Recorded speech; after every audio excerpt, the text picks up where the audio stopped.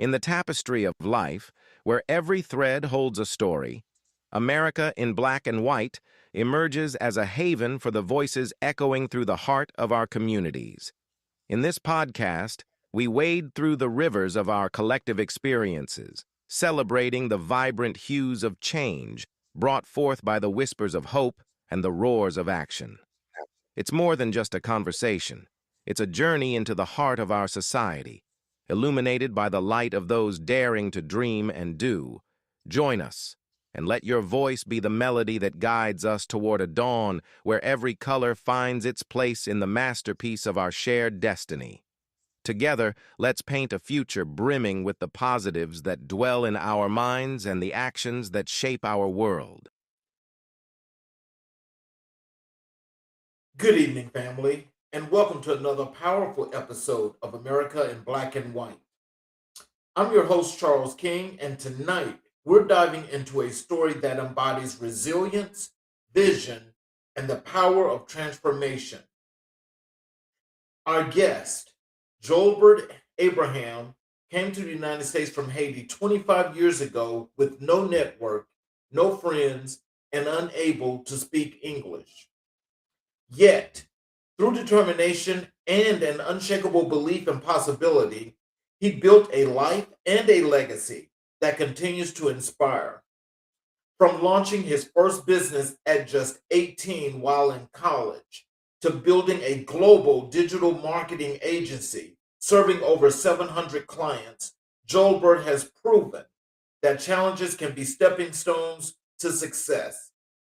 Today, as the founder of Task Maven Services, he leads a team of over 200 professionals across Asia, Africa, the Caribbean, and Latin America, helping businesses streamline operations, reduce costs, and scale with confidence. His journey is not just about entrepreneurship, it's about perseverance, empowerment, and creating opportunities for others. Tonight, we'll explore his story, his lessons, and his vision for the future. This is one you don't want to miss. Ladies and gentlemen, Mr. Joelbert Abraham. Hey, what's going on, Charles? Hello, sir. Welcome to the show. Thank you for having me. I'm excited to be here, my friend. Yes, sir. So, how's everything going? How's the holidays? And what are some of the things you'd like for our audience to know before we get into the show? I appreciate that. Holiday been great, a blessing, spending time here with families and my newborn nephew. This was his first holiday, so shout out to Noah. So I'm excited for him. Okay. um, and what I love the people to know about me is I love to interact. I love to learn. I'm always curious, and I'm excited to be here. Yes, sir. So what I want to do first is I want to start with your early life and journey because I think that is the most intriguing part of what I've learned about you and just getting the opportunity to speak with you that I think really gets this show not just started, but for people to understand your journey. Appreciate that. Um, what was life like growing up in Haiti before coming to the U.S.? I guess the best way to put it, it was a roller coaster. Because I grew up where my dad's an entrepreneur, my mom's an entrepreneur. I didn't know what a 9 to 5 was until I came to the States. So, to me, is everybody you gotta kill what you eat, or you gotta eat what you kill, and sometime it was fantastic, right? I get to hang out with my family, spend a lot of time with them. We had cousins over the house all the time. But then, there's the instability that happens in the country. I remember during the coup d'etat era where, we had to hide under the bed because there were shooting, killing, and burning people. Literally in our neighborhood. So it was super scary time. As a kid, that can be traumatizing. Mm. But at the same time, we're blessed. We're grateful that God protected us, protect our family. and we were okay, and had a chance to have amazing parents who was there for us, who put they're all in us to help us, be the best that we can be. Mm. Well, so can you describe the emotions of arriving in America with no network and no English? So it's great question, by the way. I remember before coming to America, it was painted to us, to some of us, that you walk around and you see money on the floor. You see money on the floor, so everything is peaches, like paradise, right? Right. And then when you came here and you realized that, well, first you gotta learn how to speak the language, because you can't really move the way you want to move if you don't speak the language. And that's what's hindered a lot of people in the beginning is, okay, how fast can I learn this? And a lot of people, what hold a lot of people back is they'll hang out with the people they used to hang out with, so they weren't able to learn anything new. What helped me was when I first came to the States, one, I was super excited thinking I was going to find money everywhere. That happened. But second, it was new to me. I wanted to learn, I wanted to grow, I wanted to, America has always been painted as that place that can change your life forever. If you can achieve it here, you can achieve it anywhere, right? Like, I went, I remember we flew in from to JFK Airport, me, my mom, my sisters, my dad. None of us spoke any English, and we got lost at the airport trying to find our way. And there's one person asked us, "What are we doing here?" I'm like, "Vacation, vacation." and Oh, and they wow. understood, which is great. And then we were able to let them know where we were trying to go. They were able to guide us. They even found someone that spoke Haitian Creole to help us get to where we need to be.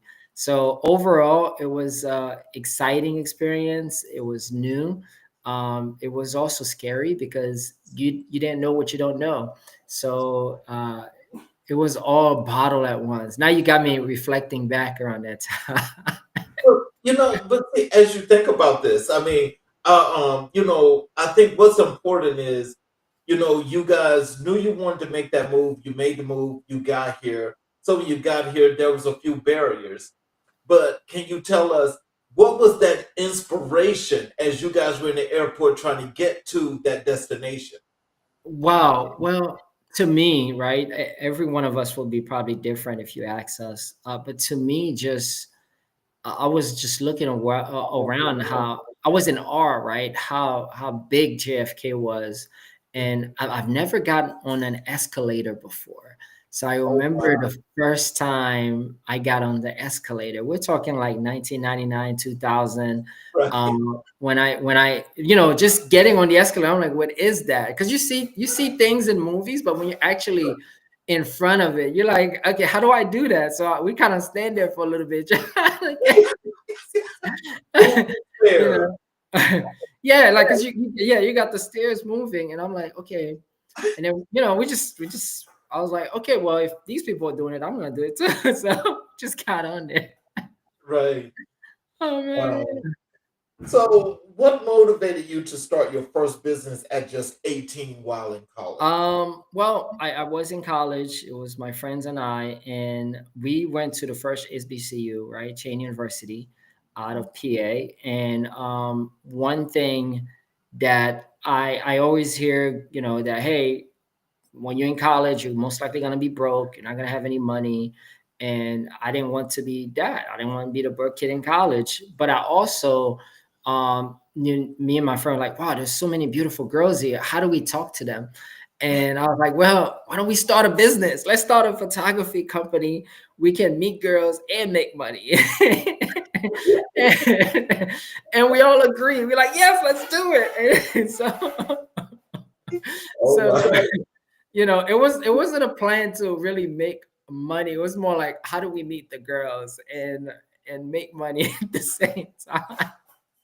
Wow. So that's how we started. But it shifted because we start realizing, oh, there's more we can do here. right? Because some of the girls we were meeting were asking to take pictures and for us to get paid, and they didn't have any money. They're college students just like us. We didn't think that far. But then we started looking at, well, maybe we can do events. So we started doing local events for the university, from, taking pictures at homecomings and parties and graduations. And that really, really kind of helped us hone on some of our skill set, building relationship, right? Building, creating deals, and it was a group of us, so we had a chance to work together, which to me was by far one of the best part of this whole experience. Wow. So how did those early challenges shape your mindset as an entrepreneur? Oh man, so many lessons there. One, it got me out of my shell, right? I'm always been kind of like an introvert. Mhm. However, just when we started at first business, it was like, okay, now we got to get customers, So it gave me an excuse to get on my shelf, because I was like, oh, I get to speak to girls and I can talk to them about my business. And so before, I was very shy to walk to anyone and talk to them. But this time, there was a shift that happened in my mind. I was like, well, if I don't talk to her, I'm not going to make any money. Plus, she won't know who we are. So, and I want to know her. So it kind of shift and push myself to take action, right? Because if you're building a business, people need to know you. If they don't know you, they can't follow you. So it got me out of my shelf, got me start having better conversation, but it also start opening door for us, because now we started building real relationship, business relationship, Right. not just with the students, but also with the administration, because that's how we're able to get actual business by working with them. And that helped us. And also looking at working as a team, so we learn, what were some of our strengths, right? Because one thing is, you have business owners that work together, but they're all do the same thing. Nobody knows who's each other's strength. So we realized, okay, your strength is this, your strength is that, focus on this, focus on that. And that helped us a whole lot throughout that, throughout those years. And after graduation, I worked in corporate, and that's when I really learned how to sell and customer service. So those two skill set I learned in my first corporate job, and that really helped shape me as an entrepreneur. Because working in corporate and seeing how this $9 billion plus company was operating, how they had system and processes in place, why customer service was so important, why sales was so important, how to do upsells, how to build relationship with the customer, how to get the customer to trust you quickly. So all those little subtle soft skills were built by being an entrepreneur in college to working my first corporate job, and then that shaped me to become an entrepreneur. Mm. So with that though, because that's really interesting, because when you got that opportunity, you're actually working in this company, and you get the chance to see everything that's happening in these processes. What did you get from that helped you to put together in place what you were going to do to scale your business? What were some of those things that you learned? So one thing I learned is first you got to have something that people want, right? You got to have something that people want. You got to be solving some type of problem. To I'm gonna kind of go back to kind of give you the chronological aspect of the story. Is from that first corporate job, I did really well. I got promoted. I was one of the top in my region. Then I got recruited into another role. Um, Pardon me if you could hear my door in the back. Hold on a second. Sorry about that. Then in addition to like learning from that part of corporate, on what kind of service people like, and getting feedback from the customers as well, on how'd you do, right? Because I work in a service-based industry in that first job, and those customer feedback was so important to help us improve in a branch. So when I started my real first business after I got my MBA and started a digital marketing agency, I was always focusing on getting my clients feedback, because every time I get the feedback from the client, it helps us improve our product that we were delivering to them. If we were to work with a client for 6 months, and they end up leaving us, I always wanted to have a conversation to find out why. What should we have done? What we didn't do, and then how do we make it better? So I end up having what's called like an exit interview with our clients, and that helped us a whole lot.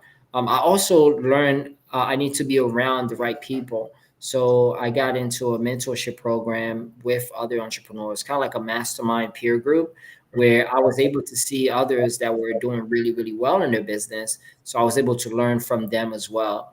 And that helped shape me, because now I'm learning from people who has already done it, who has gone to where I wanted to be. And now I'm able to kind of learn from them. So it's a lot of little learning lessons throughout that shape me, that shape what we're doing, that shape becoming a better entrepreneur. I hope that answers the question. Oh, yes, sir. Yes, sir. Most definitely. So what role did education play in your journey, especially earning your MBA from Northeastern? Great question. So the reason I went to get my MBA is after leaving my first corporate job, the second one I got let go on. I found myself with no job, applying for jobs every day, and that's before I started the digital marketing agency. And running out of money, getting evicted, losing my car. So all these things happening at the same time. My mom suggested that I went and get my MBA, because you're a smart kid. Why are you wasting your life? And go get a master degree, and then you can probably get better opportunities. So getting into that MBA program, I was one of the youngest in the program. It was an executive program. The network was super valuable. And I also had a chance to study abroad, where I studied in China. A group of us went to Shanghai, Beijing, and Hong Kong. And we had a chance to see how large organizations work, right, in a different culture. And that was super fascinating to me, how some of these companies work, how some of these company some of the biggest enterprise, the lessons we learned from some of the C-level executive there, what was important to them, and how that correlate with everything that made me the entrepreneur that I am today. So the MBA program, to me, that was by far the most valuable part, is the network and the exposure to those different enterprise realm from different part of the world. Well, so then that's a lead in for my next question, because what I was gonna what I want to know if you could tell us is, from that international perspective, what was the correlation that you were able to not just learn from, but how you gathered and you made this part of your own process? How did that work? That's interesting. Sometimes I think as an entrepreneur, you kind of just do things instinctively, Mhm. right? It wasn't something I planned. It wasn't like, okay, I'm gonna grab this and put it this in this business. It was just, as you go through this path, you're learning. And I had the opportunity to learn so much from those bigger, better entrepreneurs, from how, like, for example, when I was in China, I went inside a mobile shop, right? They had literally about 10 to 15 people working in one little mobile shop. And it was fascinating to me at that time, because these people, they were not only, when you come in, somebody greets you, somebody's right there asking you if you need something, somebody there making a recommendation. So they're literally, like, the service level was so high. I was like, wow, you know, every single step in the process, somebody was there to kind of guide you through it, and make you feel welcome, right? So that's one. And then the second, I remember, I think I was in either in Beijing or Shanghai at the time, and there was this mall that I went to. Small rooms. Everyone in there had their, like, it's like a big marketplace, but everyone there has their rooms, and they had kids that were working there, right? And with their parents, these kids were their marketing tactic was come to you, smile, grab your hand so you can go inside their shop. Wow. And then, so that entrepreneurial mindset and journey started at that age, and then when you get in there, the parents asking you, which one you want to buy, and do you want this watch or you want that watch?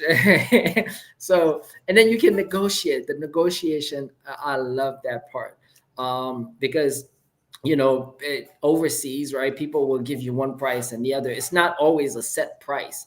So being able to negotiate for them to get the deal done, right? So that was super useful to me when I came back to the States, because sometimes to get some of the biggest clients we were able to get, we had to negotiate. So learning how to become a better negotiator was super useful.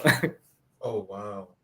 So let's transition to your entrepreneurial path and tell us about the first business you launched and what was the vision behind it. Oh man. Okay. So I don't think I ever shared this publicly. Um, while I was in my first corporate job, my best friend and I was like, you know what? You know, we we always wanted to create another stream of income for ourselves. So we said we're gonna start a cleaning business. And my vision for the cleaning business was like I wanted to be super big, to cover all of Philadelphia. I lived in Philly at the time. I'm focusing on all the commercial corporate clients. My best friend is, hey, I wanted to just create another stream of income. I'm okay with doing a couple of residential deals here and there. So first, our vision wasn't aligned, but we didn't see that because we're best friends. We're like, hey, let's just get in business together. So that was one red flag we should have paid attention to right away. So what we did is we started this cleaning business, and while I was working at the company, some of my customers, I will share with them, hey, I have a cleaning business. If you know anyone that ever need our services, let me know. So that's how we got our first client. Was one of my customer from my main job, which also is a no-no. That's a big conflict. Right. And here's where it gets even more. She had a business. So first we cleaned her office, which was great. So I'm like, okay, we got our first commercial client. We did an awesome job with that. And then she had us clean her home. So she was one client with two streams. So, but we didn't have any process, right? We just bought we bought the all the cleaning equipment, and then we rented a car, and that was the business. We'll put everything in the car. When we got an order, we'll go and do it ourselves. So we didn't leverage and build out a team. We didn't know any of this, right? We just know we wanted to make some extra money and we're gonna grow it. We'll figure it out. So it's not afraid to take the risk. Not afraid to ask, because if I never had asked my customer that, hey, do you ever need someone to clean your office or clean your home? She would never know about us, and I would never gotten that first customer. Right. Right. So, and then my friend, he was always ready to go with me, but it got to a point where when I got recruited for that other for our other company, I moved and went to a different state. And now I'm in Jersey, he's in Philly, and we got more clients, and it's hard to handle, right? Because I'm working full time, he's working full time, and I'm driving to Philly at night to clean houses and then be back later that night so I can go to work early morning. So it didn't work anymore. However, we learned a couple things, right? Make sure that you align in your vision, make sure you have a long-term vision, make sure you have processes in place, make sure you're able to leverage, which is a big one that we did. So the business, failed, but it's a lot of lessons. So, what were the biggest lessons you learned from balancing college and entrepreneurship? Ah, um, well, in college, I was pretty blessed where I had the grades. I even joined a fraternity. Um, and because it wasn't just me running the business, I had a team to rely on. So biggest lesson was having the right people with me, because if we didn't have a team, I don't think I would have even survived the first year. But because we had a team, it was a group of us. When one of us couldn't do something, somebody else was there to pick it up. We even had an intern. Oh, uh, wow. yeah, so we had one of our fellow classmates become an intern for us. So, so it's interesting all that thing we did. But the coursework wasn't too challenging for me because um you know I'm pretty good when it comes to studying and learning. I'm able to capture information really fast, so that wasn't an issue. But really, for the business, is the relationship building and having the right people that can help you grow it. Because one thing that we did, I remember back then, is like I was like, hey, I want to get to these parties and I don't want to pay for parties. And we figure, why don't we partner with the fraternities and give them a percentage of our sales, and we'll do photography at their parties, and which was genius, right? Okay. Yeah. So, we figure out what we don't want, and we figure out a solution. So it's always solution minded, and that helped us get into parties for free while at the same time make money at the parties. And then we share the revenue, so we know how to create partnership where we're able to share revenue. To us, it was like we get to the parties for free. To them, it's like they make more money. That's a win-win situation. I like that. That's a There we great. go. There we go.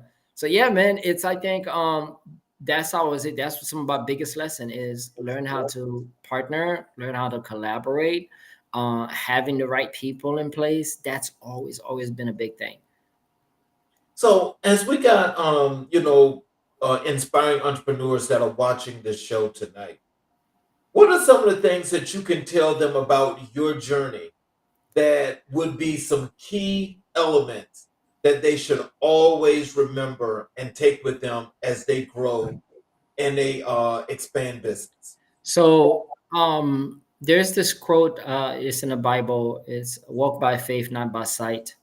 Um, that to me has been one of my biggest pillar. Walk by faith, not by sight, right? Because sometimes when you're in entrepreneurship, it is a risk. You're not gonna see the full road ahead, right? So you gotta trust in God or a higher power, whichever you believe, and sometimes you won't see in front of you, which could be very blurry, right? You don't know that where that next sale is gonna come from because you didn't set up system to have predictable revenue yet. You're just starting out. So taking that first step and just get started, I think is super important. And to me, getting started is not go and get an LLC and get a bank account. That's just admin. Getting started is getting a customer that's paying you. You know, that's what to me is starting a business is you need to have somebody that's willing to pay you for a problem that you're solving for them. So when you get that first customer, that's when you're in business. So I normally recommend people, before you even, like I was talking to a gentleman this morning, he was interviewing for an opportunity we had, but his aspiration was actually to become an entrepreneur. And I'm like, well, have you got your first customer yet? No, I'm trying to get my admin documents together, get my LLC. And I'm like, nah, go get a customer first. And when you have somebody telling you yes, that they want to work with you, then you can get all these documents in less than 24 hours. Right. So success loves speed in this. So you got to be fast. And just by getting that first customer, you could validate your idea. So, how did you transition from small ventures to building a global digital marketing agency? Um, well, time, patience, a lot of family, uh, networking. So also it comes down to a vision, right? So it's what's your vision, right? When we first started that digital marketing agency, all of our customers was in New Jersey, Mhm. right? Because that's where I live, North Jersey. And then we slowly started to pick up steam where we got a customer in New York, then we got a customer in LA, then we got our first customer in Canada, and then all of a sudden we had a customer in Australia. And I was like, holy crap, we got a customer in Australia. And then we got another one in Germany, then we got another one. So it happens, it's a compounding effect, right? It didn't happen where I'm like, this is, I'm gonna have customers everywhere. I didn't think like that. It was more like, how do we help the people we have here?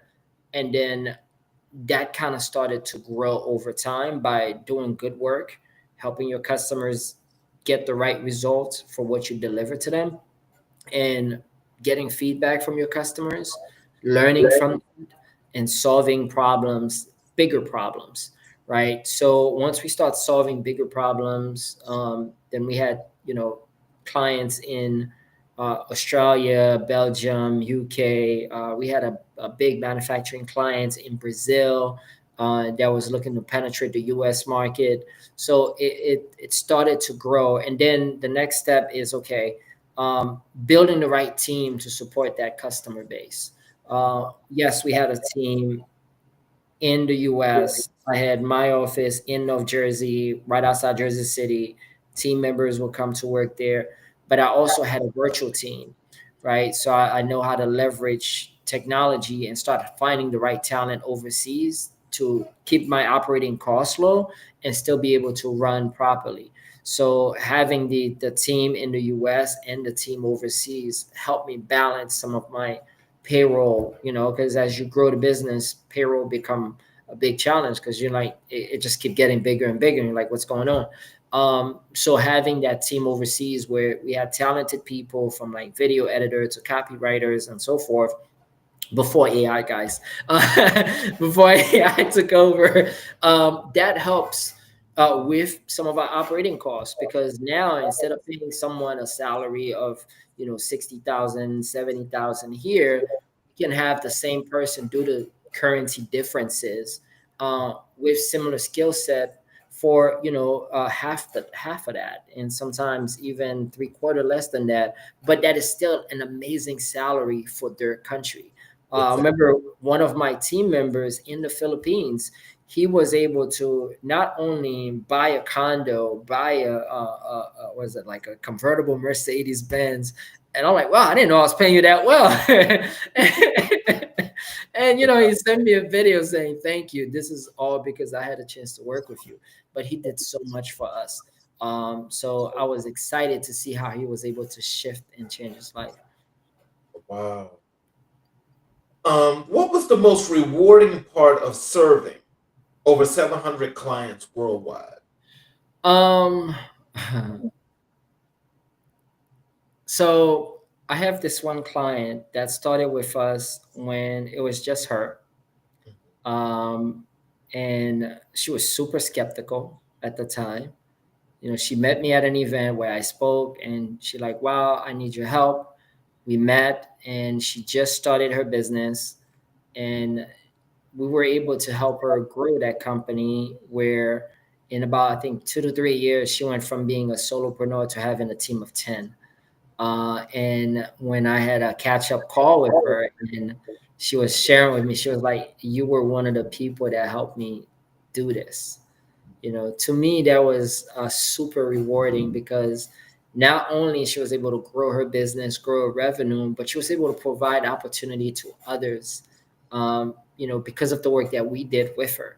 Right. So that to me was super exciting, because it shows that, you know, uh, that we're not just impacting the actual client, but we're impacting several different families around the world. And it's still like this till this day, because I'm looking at some of our team members that are overseas, right? They're not just taking care of themselves, they're taking care of their families and their extended families, all from working with us. So that is super rewarding to me, because we're not only providing jobs, but we're supporting families, and those families, they're going to be impacted for the future. So that is super rewarding for me. Mm.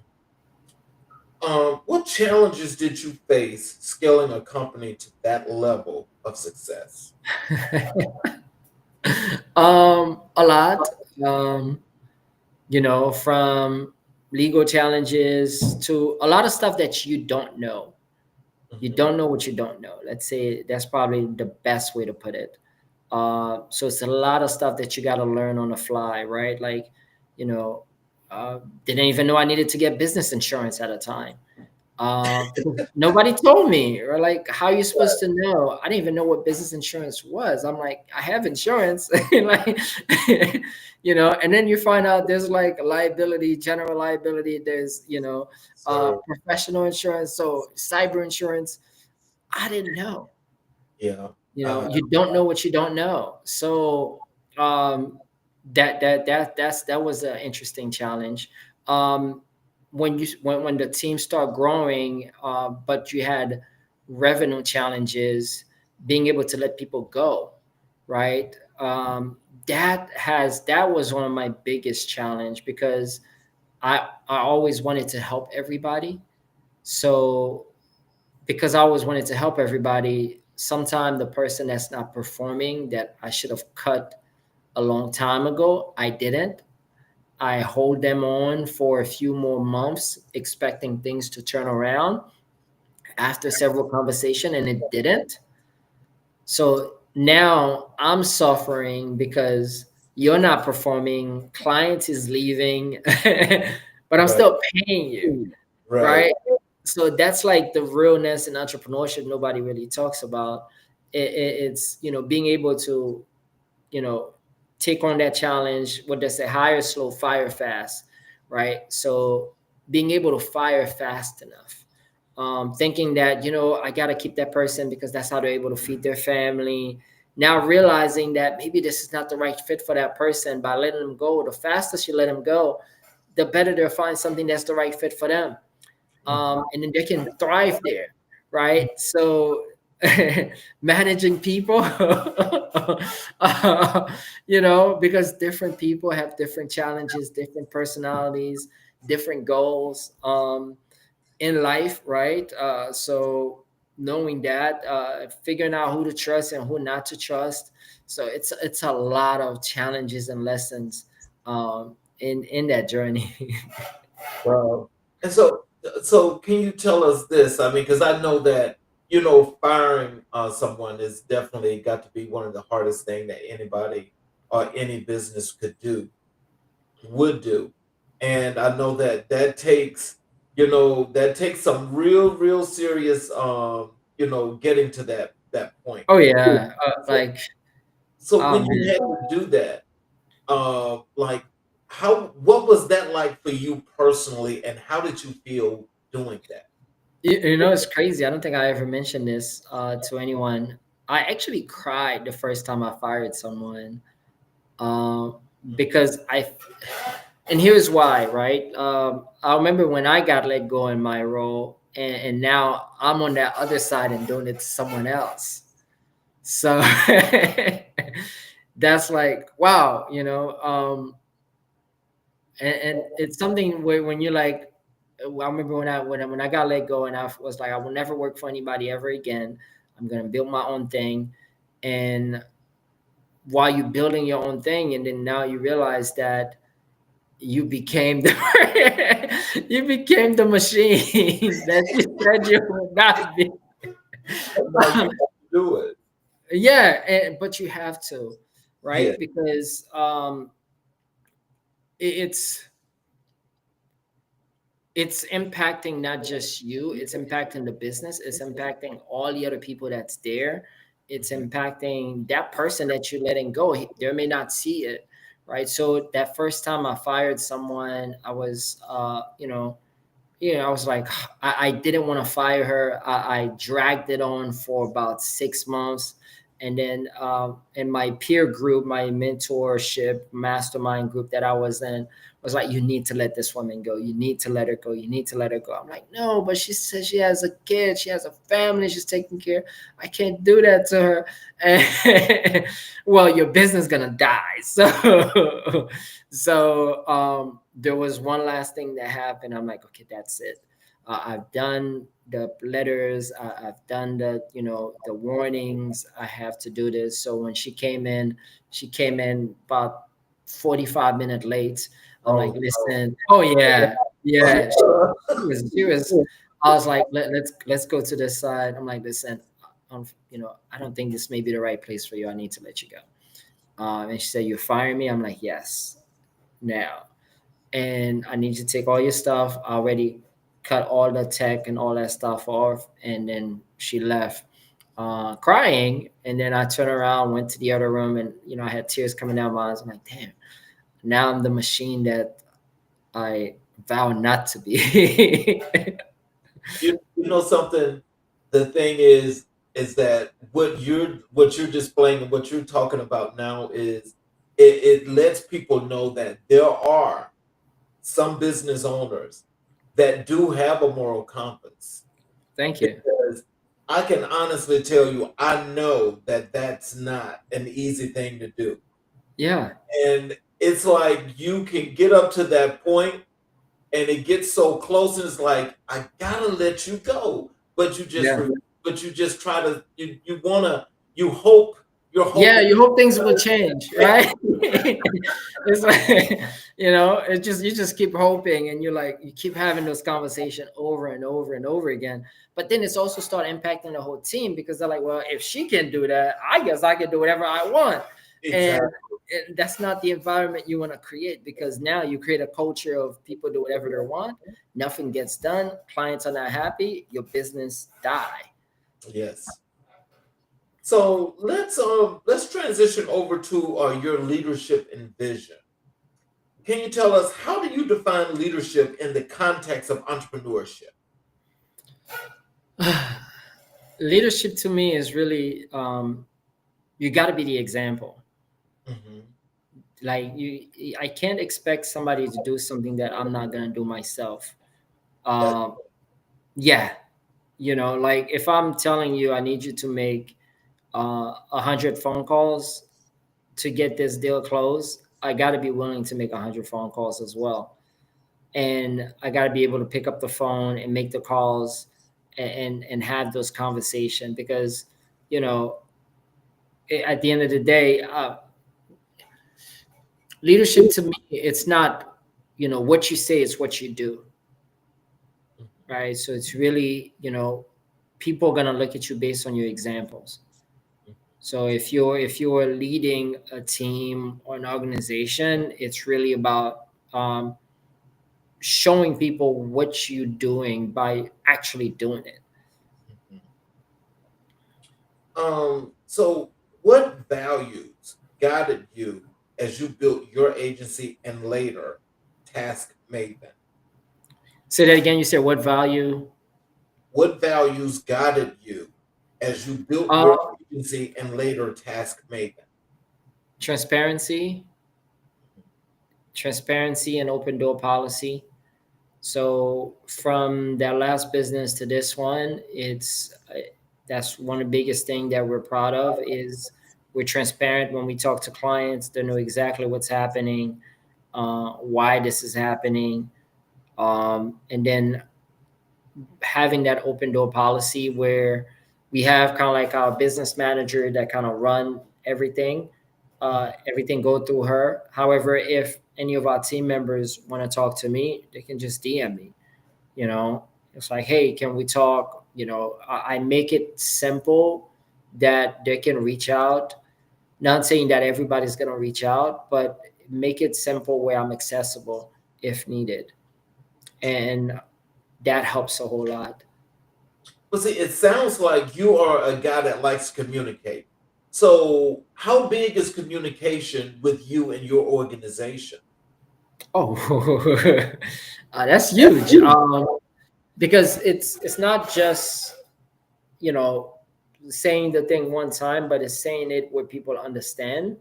And also, one thing that is super important for us is we want people that are reliable, right? So let's say, for example, I'll give you a super simple example. A few weeks ago, there was a typhoon in the Philippines, and some of our team members got hit really bad, right? Where they ran out of power and they couldn't perform the way they should. So, them communicating to me and letting me know what's going on, and really sharing what's going on with me, help us communicate that to our clients, so they know this is what's happening, this is where we are, this is why you're not able to reach them. So that's everything. because it helps create the trust. It helps staying transparent. Communication to me is that's what keep the business flowing. Because if I don't know what's going on and you're not sharing, then the client don't know. The client don't know. The client's not happy because the work is not being done. You know. How do you balance vision with execution in business?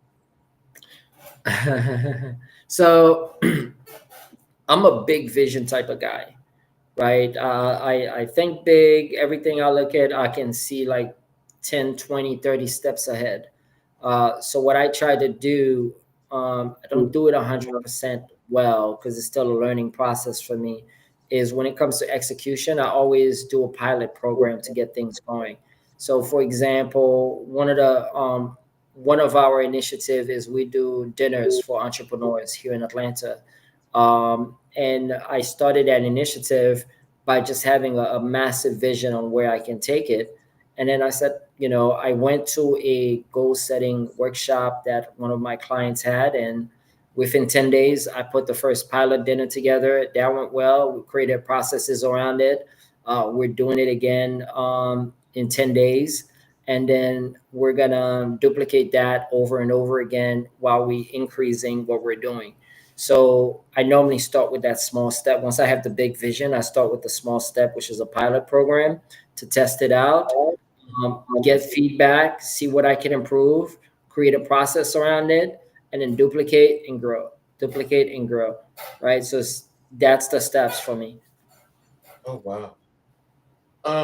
So what role does resilience play in leadership? When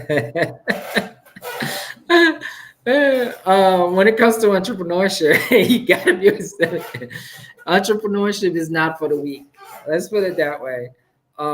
You're gonna have all type of different challenges and obstacles on your way, and it could be business, it could be family, it could be um, things that you didn't expect.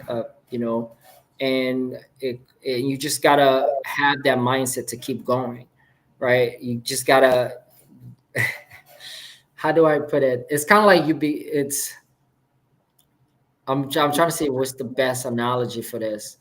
It's kind of like you're being molded into a diamond, and now you're a carbon that got to get cracked open. So if you're not resilient enough, you're not gonna you're not gonna last while you're being pounded on consistently with different things coming out of nowhere.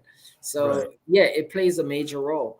And I think sometimes we would say, are you born an entrepreneur, or is it, does it grow in you? To me, I think it's both.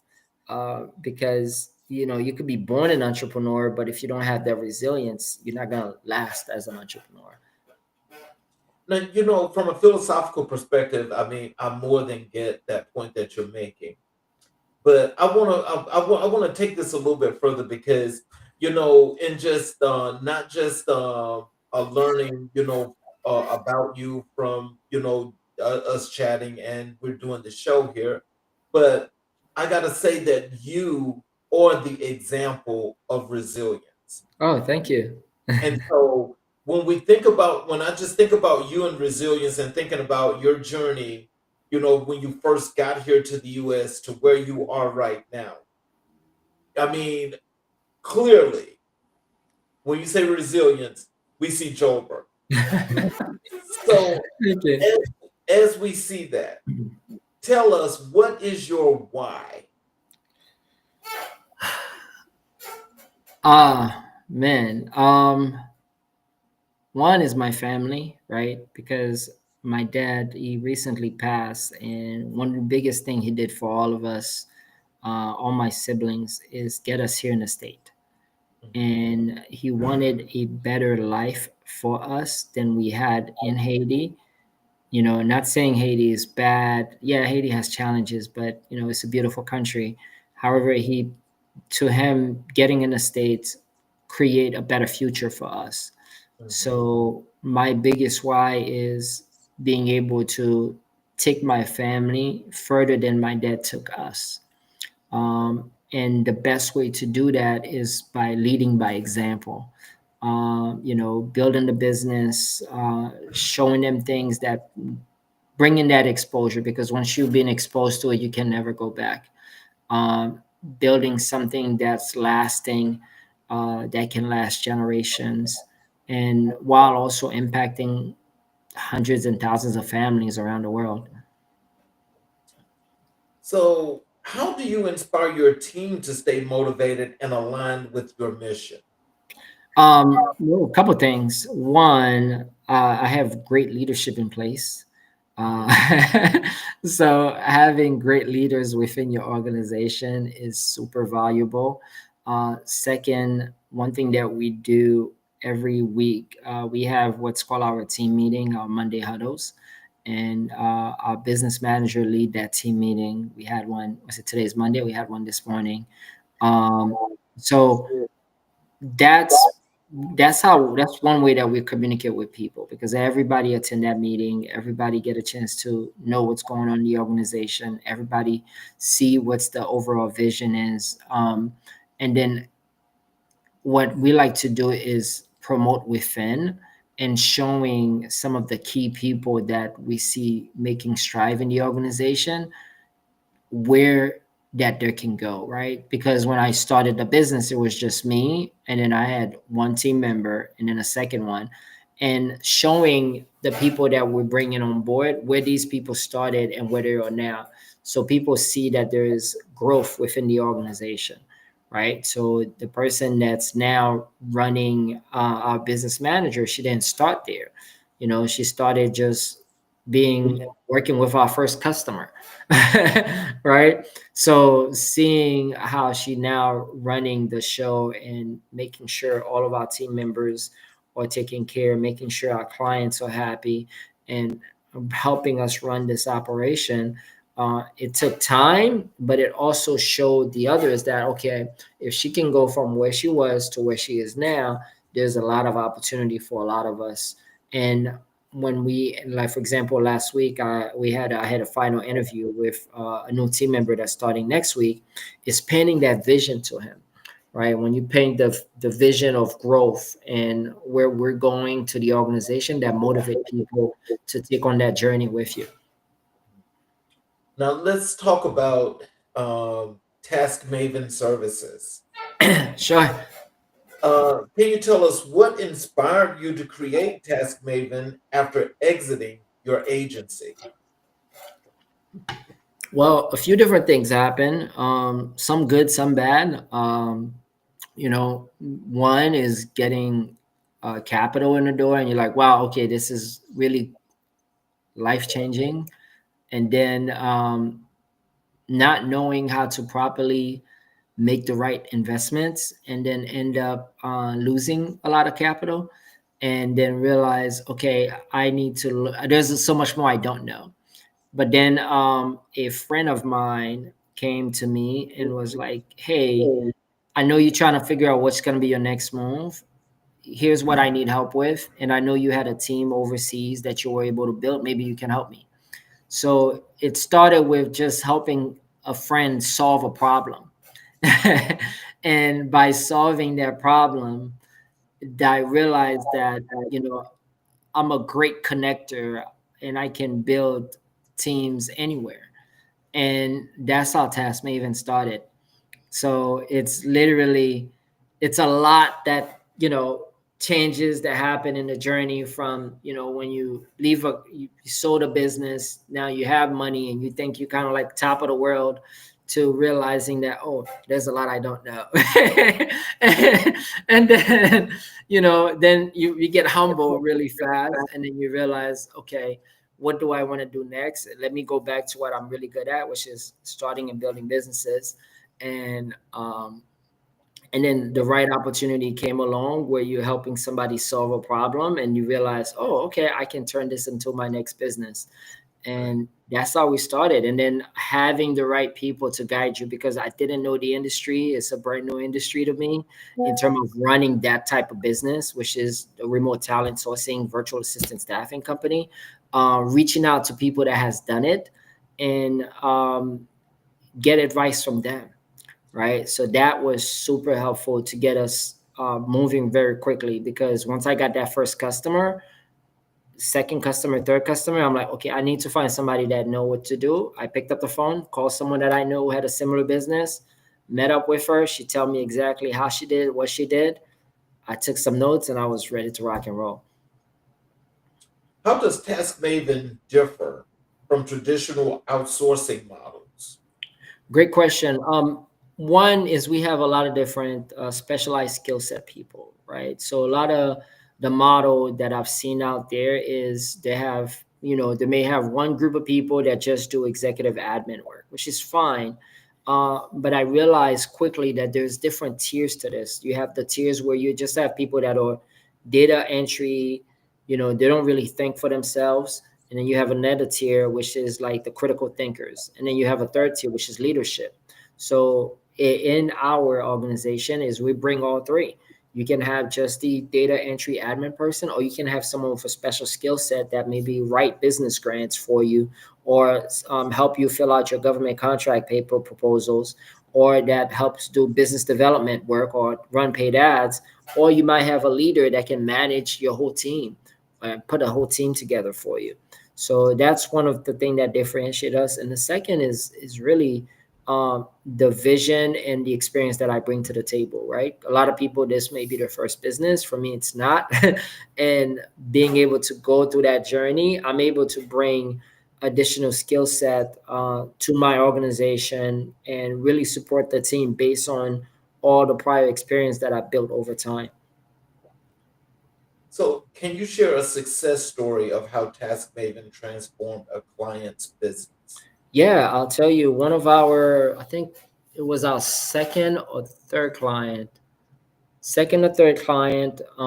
came to us where he needed somebody to help him. He works with restaurant owners. He had a software for restaurant owners, and he wanted to get in front of more restaurants. So what we did is we placed a business development rep with him. That person's job is to find restaurant owners, reach out to restaurant owners, book meetings for him. That person was able to generate over 200 appointments. He got 40 new clients, which is multi six figures in business for him. That Oh, happened all within a year and a half. mhm. So that to me is life changing, Oh. because you're able to have the right team member help you grow and build. So, what makes your team of 200 plus professionals unique?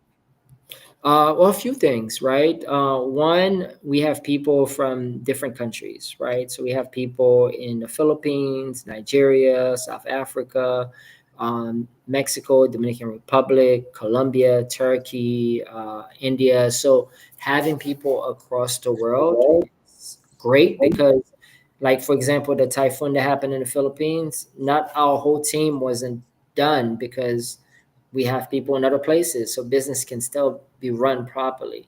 And Right. then we have a lot of people with specialized skill sets, right? So not everybody just have one specific skills. When we look at a business, the business has different division. It could be a one person show, but they're doing marketing, sales, operation. Being able to plug in the right team members with those specific skill set to help that business is huge. And sometimes that business owner doesn't know that. And within our team, we have people that has the specific skill set. And we also specialize in different industries, from professional service to healthcare to real estate. And we have a lot of people with master degrees, bachelor degrees. So that helps a lot too. So, how do you ensure quality and consistency across such a diverse You team? you breaking up a little bit. I didn't hear that one. How do you ensure quality and consistency across such a diverse global team? Great question. We have a lot of systems in place. There's softwares that we use that allow us to track what's happening, track some of their activities. Everyone has to do an end of day report. We have somebody that does coaching with the team once a month, and also checking in on the client in terms of the work that's being done, so we can be proactive on how do we reach out to make sure that we get things done on time. If somebody is not pulling their weight and they're not telling us, but the client seeing it, then we can be proactive and find another talent for that client quickly. Oh wow. So let's transition over to your consulting and scaling businesses. What are the most common mistakes entrepreneurs make when trying to scale? Oh man. To me it's a lot of different things that people do wrong, but I think it starts with its division, right? It Because sometimes you want to scale, but what does that actually mean to you? And if you're just starting a business, like they might get their first two customers and like, okay, I'm ready to scale. No, you're not. This has not even been proven yet. Do you have any systems in place already? What kind of processes you have when you have people coming into business? When something happened, how do you handle it?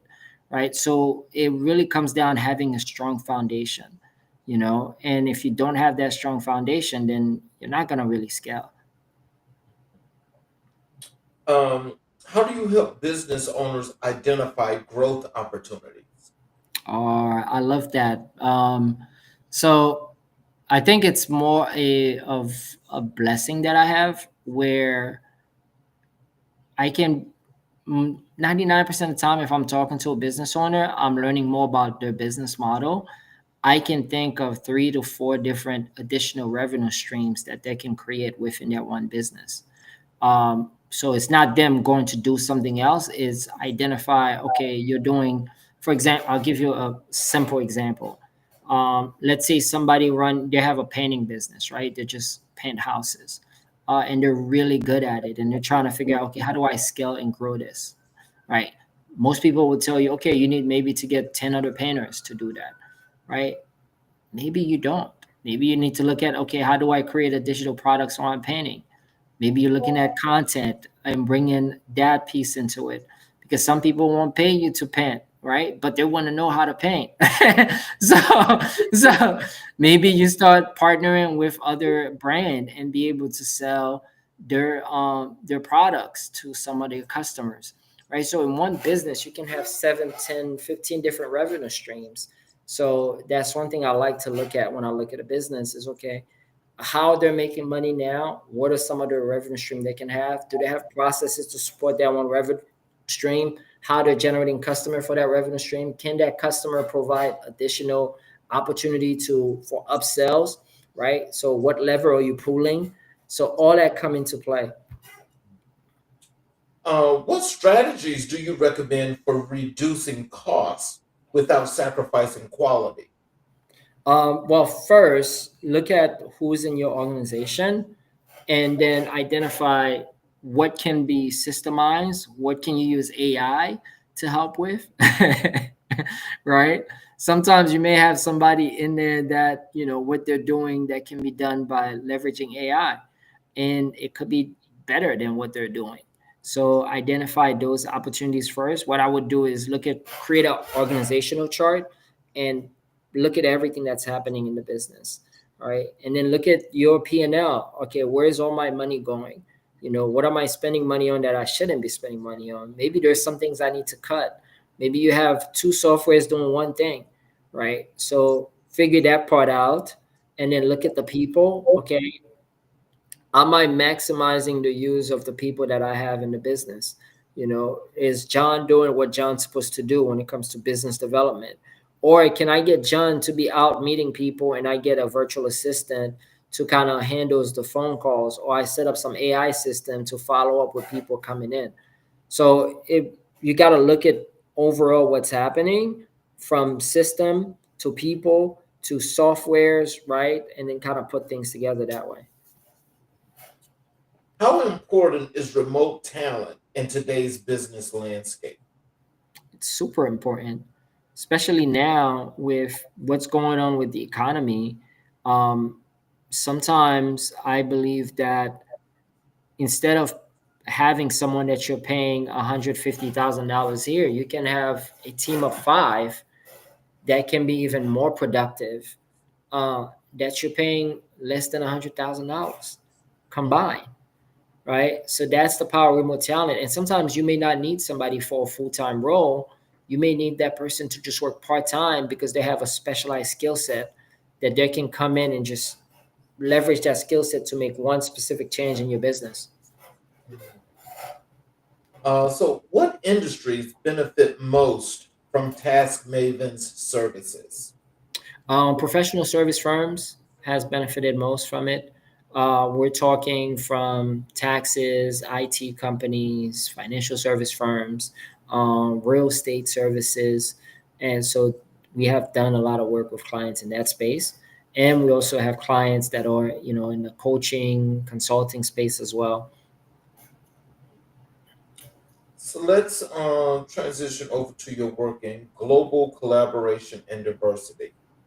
And I'm just want to start out, as in, when we chatted before, the thing is, our market here or our target audience, or primarily those in the underserved, marginalized, and LGBTQ communities, to where, we like to inspire and motivate and bring them into the fold of being inspired by seeing people that look like them that are doing great things.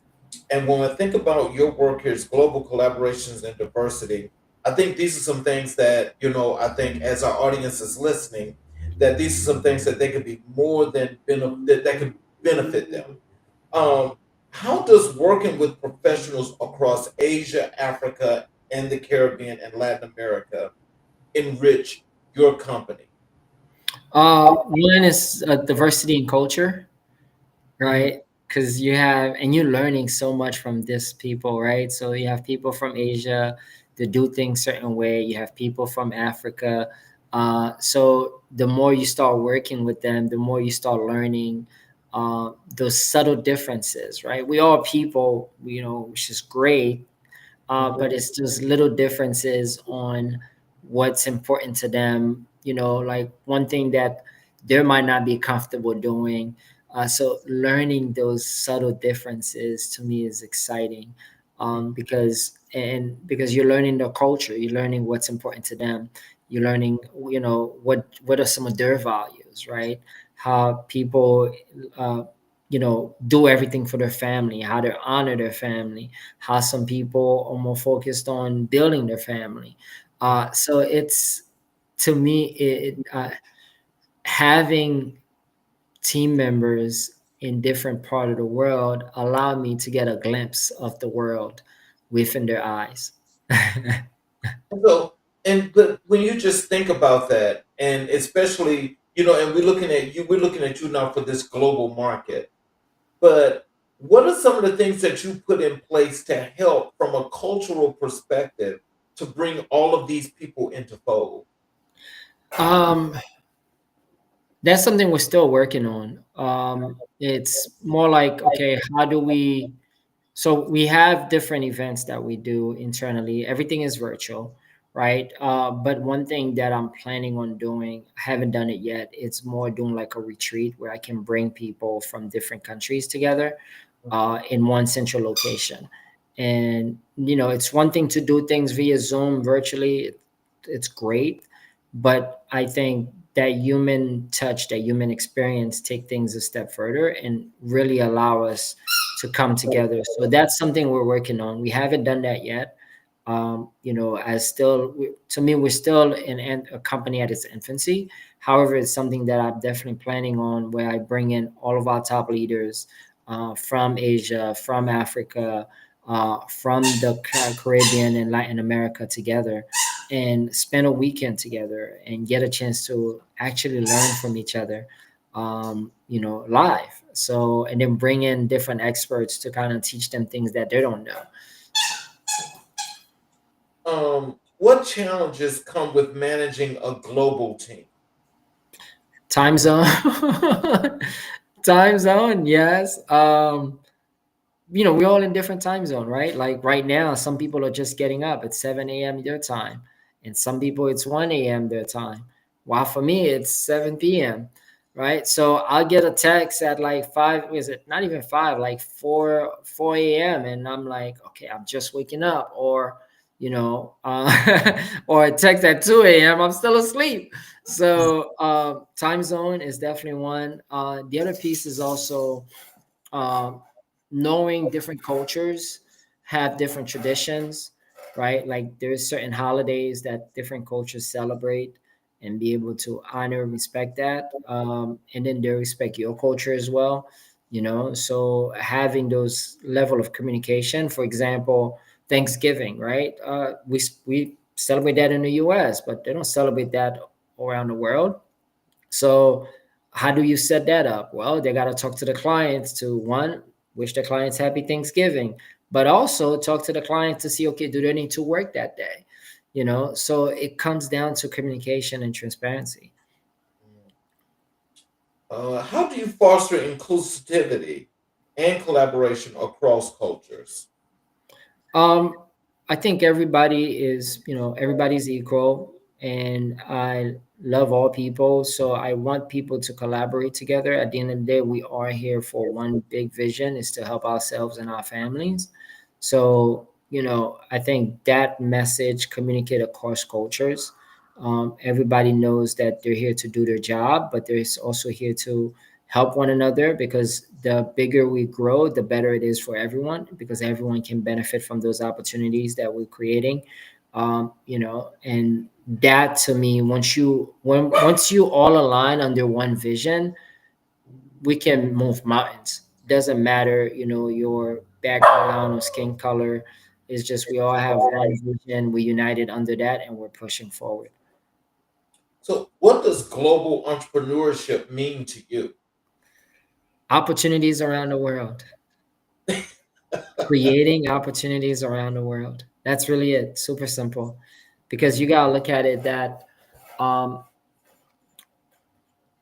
in my perspective, entrepreneurship rules the world. Everything you look at is some form of entrepreneurship. From the plane that you fly to the food that you eat on the plane, somebody had to sell it. Somebody got a business around it. To whatever country you go to, there's a business for almost everything. So when you're like a global entrepreneur, it's there's opportunity everywhere. That's how I look at the world. Everything is opportunity. I mean, even looking at your office, I'm looking at all the books in the back. Somebody has to sell them.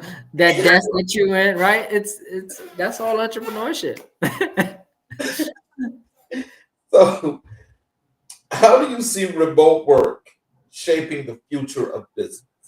Oh man, that since 2020, things have changed for the world. And it's never going to go back. It's part of our DNA, it's part of our culture. I think it's always going to expand. I do see, in my perspective, that although we use Zoom heavily, there's still that human touch that's needed. Hence why I started doing the dinners, because I think that, because COVID shifted everything, where a lot of people that didn't think they can do things overseas or they can do things over Zoom, they needed to see someone, they start doing it.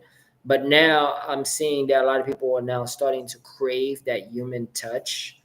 So I think there's gonna be a good hybrid of two, right? Not saying remote work gonna stop altogether. That's never gonna change, because it creates a lot more opportunity to get the right talent, to create the right opportunities. But also, I think that human touch factor, like we spoke about, the retreat that I want to put together for the team from different countries and put everyone into one place, right? So that's that human touch factor. That's going to become more valuable. So more and more people are going to start doing that. So I think you're going to have both happening at the same time. So, what do you think about these larger companies, even our government today, that are now they're forcing their employees now to come back to the office and no longer work remote? What do you think about that? What's your opinion? Um, I see what they're doing, but I also see it coming from like it's a more legacy mindset, where they're like, well, if we bring him back in the office, maybe they'll do more. And I found that, in my opinion, in my experience, that when someone is just passionate about their work, it doesn't matter where they work. Mhm. It could be at home, it could be, random island. They're going to get the work done. Mhm. So bringing them to the office seemed to me kind of like maybe something you feel like you have to do to take it back to where it is, but I don't think it's really gonna change anything. I think it's really, you need to find better people that wants to do what they want to do, and if they're passionate about it, it doesn't matter where they are, they're gonna get things done. So let's move over to your personal growth and legacy. What personal habits have been key to your success? Discipline. Mm, And when I mean by discipline, I'm talking about discipline from the food that I eat, uh, when I go to sleep, um, exercising, right? What I listen to, right? Which is a big part to me, in terms of personal development. For example, I love working out in the morning and I'm listening to a gentleman like Eric Thomas or Les Brown or Jim Rohn. So, like, because basically you're a seed, right, in the soil, so you got to water that soil with the right water so it can grow. So that's the way I look at it. So having the discipline to keep that going, having the discipline to know, okay, hey, I'm getting up every morning at 5 a.m., 6 a.m. I'm going to have a routine set for myself so I can make sure I take most advantage of my day, praying every day as part of my daily routine, meditate in the morning to have calm myself down and really put myself in the right flow. So all that plays a part in getting to where I want to go. how do you stay grounded despite your achievements? God. uh, like I, I, I believe that I'm just scratching the surface of what I believe it's possible, Mhm. right? And the way, so it's, there's this image that I see online where you have the tip of the iceberg and you have a really massive iceberg, Mhm. right? I think I'm just right here in terms of what's possible. Mhm. Um, so that keep me grounded because I know there's a lot that I don't know, and I don't know what I don't know, and I know that what God has for me, He has for me. So there's so much opportunities and so much that is possible that I'm not even at like 1/8 on what I can do yet. Mm. So with that tip that you Yeah, mentioned, okay, with that, what is it that makes you want more than that? it's just in me, man. It's just, I think it's more like, I guess what they call the immigrant mindset. So I'm an immigrant from another country that, We ain't gonna go with the immigrant part because that's some other thing. We're talking about you. I don't know. That's just how I'm wired. I'm just, because it's like, I feel like if God gifted you with so much, because God know there's so much that you can do to impact the world. So why would you not leverage this gift and really create so much more opportunities for everybody else? You know, if you have the gift, you have the visions, and being in a position to have that, I just want to do so much more. Let me put this to you this way because what you said is very very interesting, and I want you to know that that's like questions via philosophy that could go on forever and years and years and years. Yeah. But so we know that not every individual is going to have that type of drive, and some people, a lot of people, they just want a job. They want a good job. Not trying to go out there and say, I want to run this company. I want to have all this entrepreneurship. How is it that when you have this drive that you got, how are you able to, when you go out and you actually chat with people, you talk with business leaders, you're recruiting for your company. What are those words or those terms or the things about you that inspires people to want to be a part of your team? I think you said the word inspiration. People just feel like they're inspired because I realize that not a lot of people think the way I think or see the world the way I do, and see what's possible in the world the way I do, and being able to inspire people to even believe enough in themselves that they can do whatever they want or go to wherever they need. I think that's the excitement, and that get me excited as well because I feel like I'm speaking life to people sometimes, and then that because life change when your perspectives change. So if I'm able to share something that I see that you probably don't see it, but now it's shifted your perspective where you literally can change your life. I agree with what you said, but I want to add something to this, and I hope that you uh, Yeah, take go ahead. as something else that's just an addition to what you said.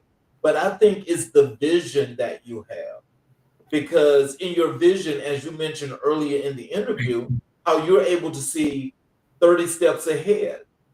So if you're able to see 30 steps ahead as you visualize, there's not so many people that can do that. But when you do that, you pretty much already have the picture painted.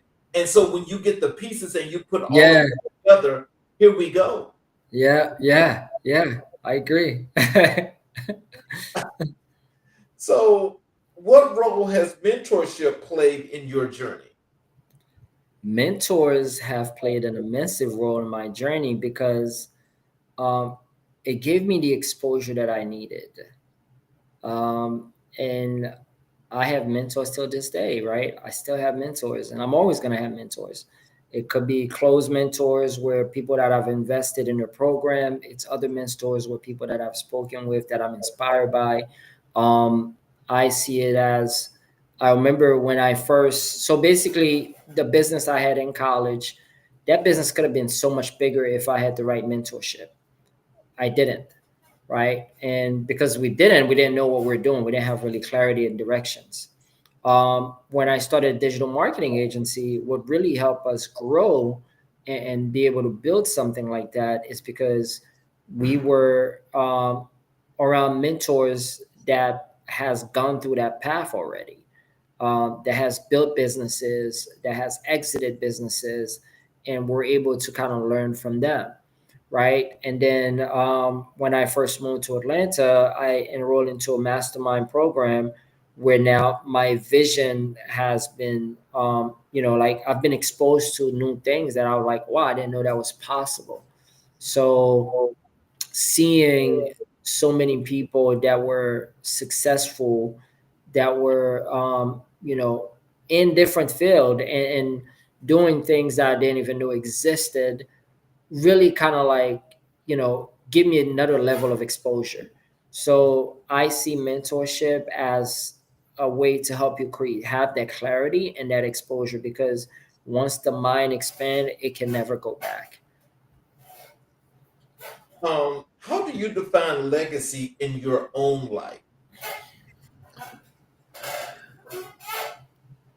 Legacy to me goes beyond um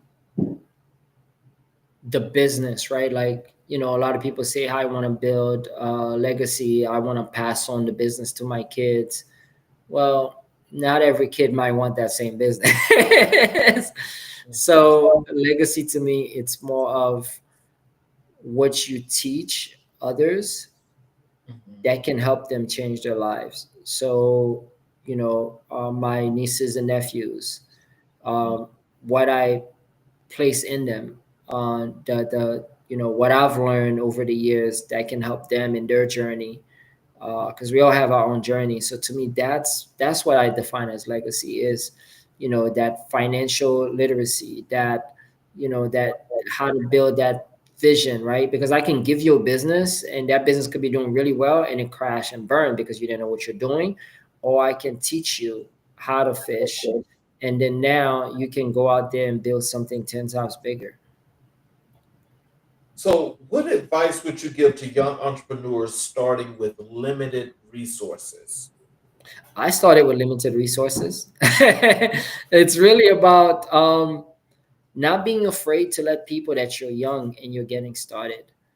I'll give you an example. I have a good friend of mine I met in a mentorship program.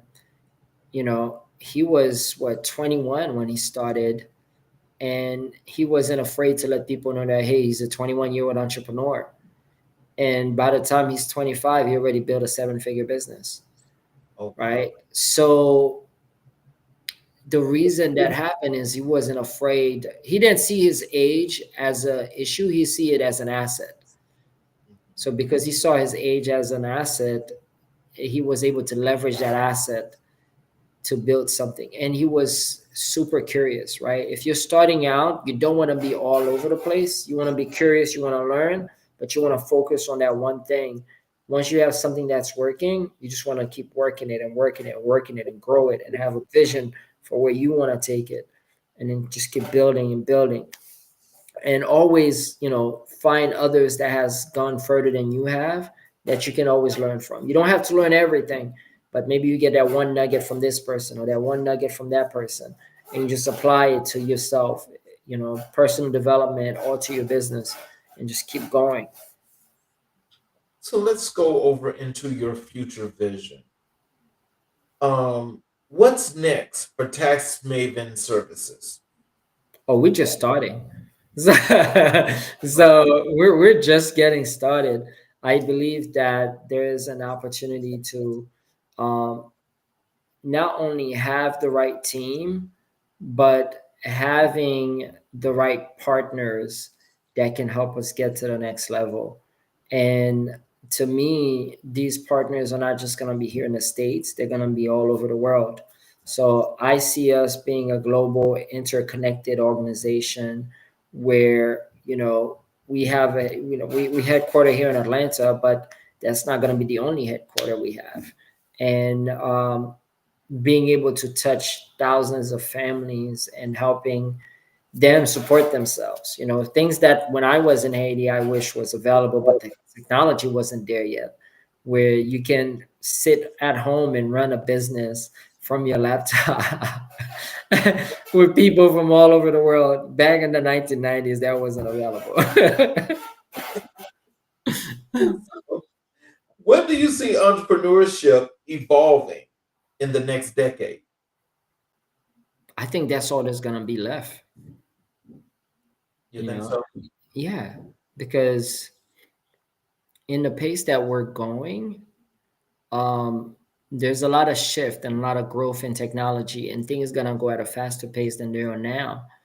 So entrepreneurship to me become more like what's necessary.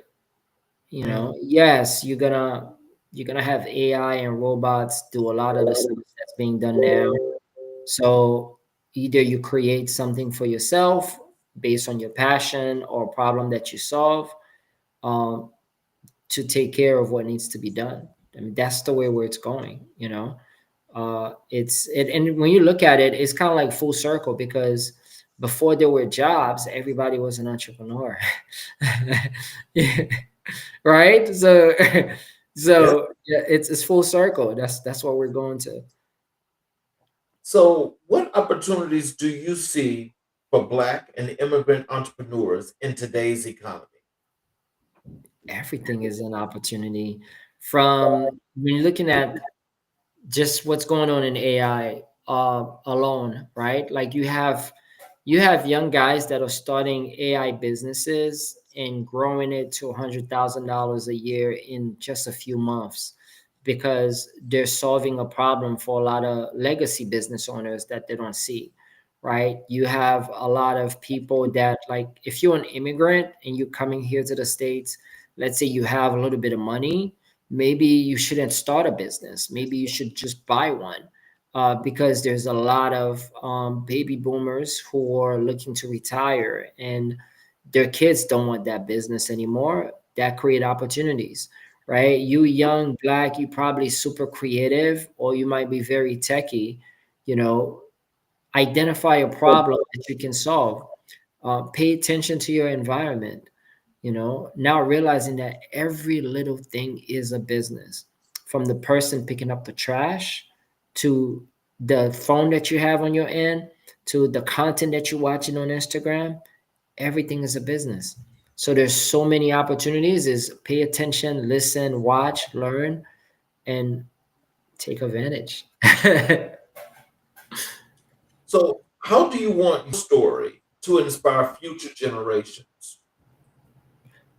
I want people to know that my journey is an inspiration for them, where no matter what the obstacles are, that you can go anywhere you want, right? Like when I came to the state, I didn't speak English. I had to learn, Mhm. you know? So there's always room to grow. There's always room to learn. So when I first started a business, I didn't know what I was doing.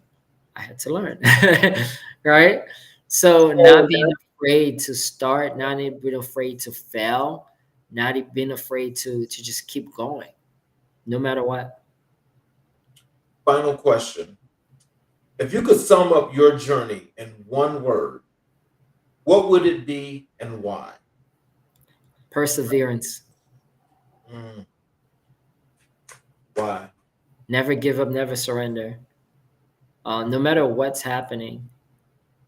And when I mean never give up in the overall journey and your goals, your vision, right? If a business is not working and you know it's not the right fit for you, of course, shift, pivot, but never give up on that dream or that vision that you have, you know. So perseverance to me, it's that's that one word that can describe me. So, in closing, what are some words of inspiration and encouragement that you'd like to leave with our audience? How they can connect with you via your social media? Tell them about your websites, how they can connect with your websites, and the things that they can chat and learn from you. First, I want to say thank you for an awesome interview. I really appreciate you pulling so much out of me. So, thanks so much on that. In terms of everyone listening, I would say, you know, go out there and just make it happen, right? Of course, there are going to be challenges. Things not going to work the way you want it to work. Uh, Sometimes what you think was going to happen is not going to happen. Life going to punch you in the face more than once, but just keep going. I mean, what's the alternative? Right. All right. So to reach me, you can find me on Instagram, Jeff AB Online. You could find me on LinkedIn, J. Abraham. On YouTube, Julbert Abraham. Definitely, I'm putting more content out on YouTube now. So you could follow my page on YouTube, subscribe, or DM me on LinkedIn or Instagram. That's a good place to start. Website is taskmavenservices.com, or just shoot me a DM. Either me or my team will get back to you within 24 to 48 hours.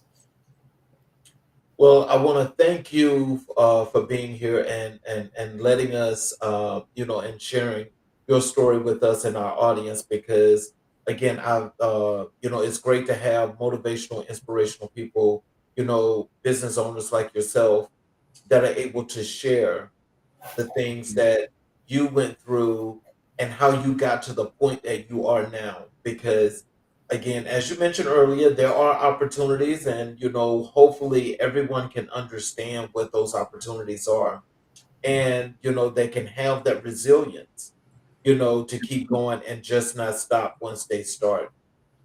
For those of you that have been watching on all of our channels, I want to tell you how much I appreciate you guys for being here and listening to and watching this interview. Because again, this is another one of those interviews that goes along with the line of what we are creating here at America in Black and White, and that is to show that Black excellence and that Black legacy. that we want everyone to not just be inspired by, but to be motivated by, to go out and create these things, these kind of interviews. And this interview in particular tells you that you can be as young as 18 as Julbert was, or you can be a little bit older. It really does not matter. There's not like an age requirement. But if you desire to go out and to create what's yours, your legacy, and you build that legacy, he is showing you what resilience not only looks like, but how to continue to move. He's now global. And this is a young man that's doing this, which I'm so proud to have him here on this show, is because, especially those of you that are in this same age range, around the what's that, the 20s into your mid 30s or so forth. You could be older. But what you guys have that's here before you right now is that opportunity for you all to get a part of this reign and lead this nation into its future, because you guys are the future. You guys are the future. So those of you that are watching on those channels, if you have not yet subscribed, especially to our YouTube channel, I would appreciate your support if you would go to the YouTube channel and hit the subscription button, as well as enable all notifications. So each and every time we do a show, you will be notified of the show, and you'll be able to watch the show live. You'll also be able to go back and watch all of our previous shows and learn from each and every aspect of a professional that has been here on this show. That is what we're here for, and we're here to build you guys and to build our communities. For those of you also that are watching, I do want to get this plug in. We are coming down to the end of the year, and our season 4 premieres January 12th, 2026. We are now going to be on 5 days a week as of season 4. We have created a new segment that is called Final Word Friday. That in itself is the same, it's mutually exclusive to the shows Monday through Thursday, but it's its own thing, and it's separate.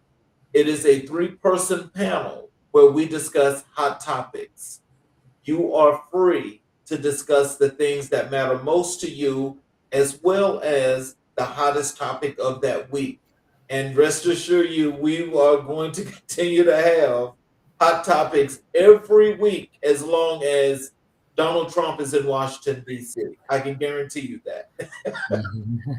So with that being said, please reach out to us and let us know if you'd like to be a member of one of those panels starting that Friday, January 16th going forward.